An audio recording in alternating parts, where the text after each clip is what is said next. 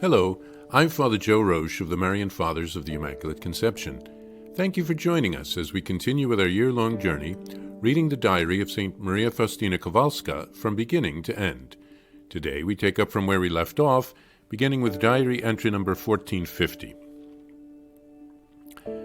So today I submit myself completely and with loving consent to your holy will, O Lord, and to your most wise decrees, which are always full of clemency and mercy for me, though at times I can neither understand nor fathom them. O my Master, I surrender myself completely to you, who are the rudder of my soul. Steer it yourself according to your divine wishes. I enclose myself in your most compassionate heart, which is a sea of unfathomable mercy. I am ending the old year with suffering and beginning the new one with suffering as well. 2 days before the new year, I had to go to bed. I was feeling very bad, and a violent cough was weakening me.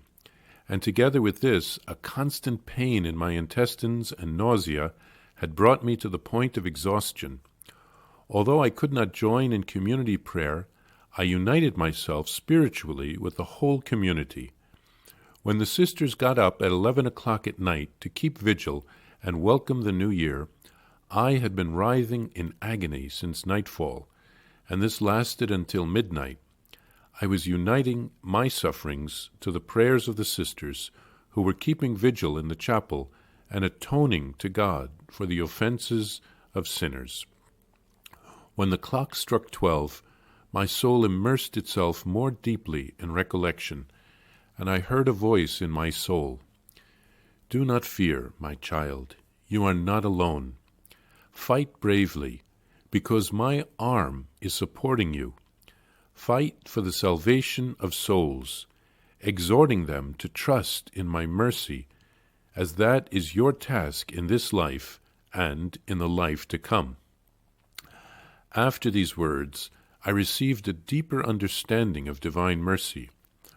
Only that soul who wants it will be damned, for God condemns no one. Today is the feast of the New Year. I felt so bad in the morning that I barely managed to go to the next cell to receive Holy Communion. I could not go to Mass because I felt so sick, and I made my thanksgiving in bed, too. I wanted so much to go to Mass and then to confession to Father Andrasch, but I felt so bad that I could go neither to Mass nor to confession, and because of this my soul suffered a good deal.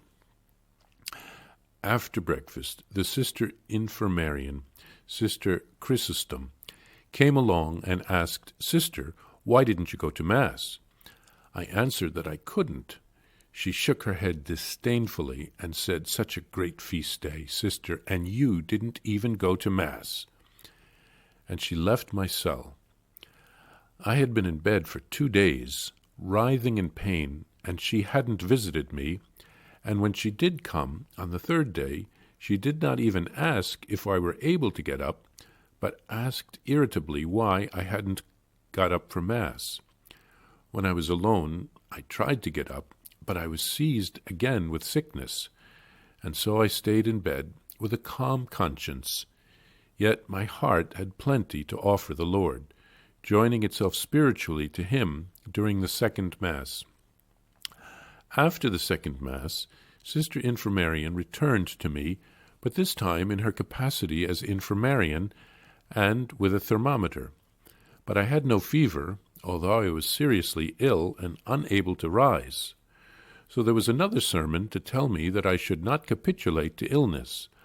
I answered her that I knew that here one was regarded as seriously ill only when one was in one's last agony. However, knowing that she was about to give me a lecture, I replied that at the present time I was in no need of being incited to greater zeal. And once again I remained alone in my cell.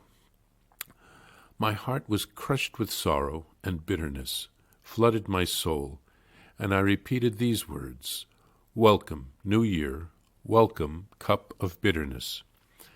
My Jesus, my heart is eager for you, and yet the gravity of my illness prevents me from participating physically in the community prayers, and I am suspected of being lazy. My sufferings are becoming greater. After dinner, Mother Superior Irene looked in for a moment, but she left very soon. I intended to ask to have Father Andras come to my cell to hear my confession, but I restrained myself from making the request for 2 reasons. First, not to give occasion for murmuring, as had happened above in respect to Holy Mass, and secondly, because I would not even be able to make the confession, since I felt I would burst into tears like a little child. A while later, one of the sisters came along and again reproved me. "There's some milk with butter in the oven, sister. Why don't you drink it?" I answered that there was no one to bring it to me. St. Faustina surrenders herself completely to the will of God. She asks Jesus to steer her rudder so that she will arrive at the correct port. We can think of the stormy sea of Galilee that the apostles had to cross. Faustina closed out the year in suffering. While the other sisters prayed in the new year, she was writhing in agony in her bed. She united her sufferings with their prayers. At midnight, Jesus comforted her and encouraged her to fight bravely to save souls. St. Faustina couldn't attend Mass on New Year's Day, but she was able to receive communion. And the sister infirmarian, who hadn't visited her for 2 days while she was writhing in bed in pain, gave her a lecture, thinking that she was simply being lazy. We should be slow to judge other people. Her judgment hurt St. Faustina on a human level. When the Mother Superior briefly visited, St. Faustina wanted to ask her to send Father Andras to hear her confession, but she didn't do so. She didn't want the other sisters to be murmuring and gossiping about her receiving special treatment and requiring the confessor to come to her, and she was afraid that if he did come, she would just burst into tears because she was so emotionally fragile at that point. Another sister tried to get her to go to the kitchen to have some buttermilk, but Faustina didn't even have the strength to get up, and she said there was no one to bring it to her. She suffered in many different ways.